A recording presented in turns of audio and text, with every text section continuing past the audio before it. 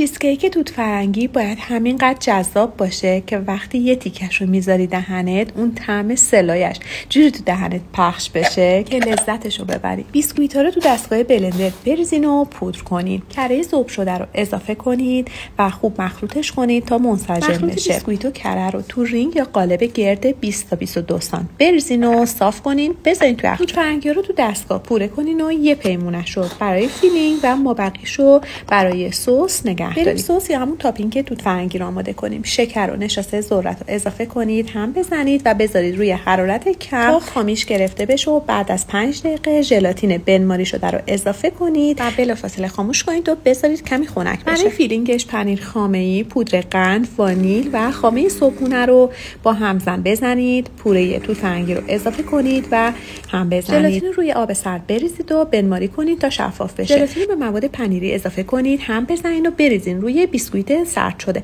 بذارین توی یخچال به مدت نیم ساعت تا 40 دقیقه. بعد سس توت فرنگی رو روش بریزین. این نکته هم در نظر داشته باشین که اگه مواد پنیری زیاد توی یخچال بمونه، لایه سس بهش نمیچسبه. چیزکیک رو 6 ساعت تا یک شبانه روز توی یخچال استراحت بدین.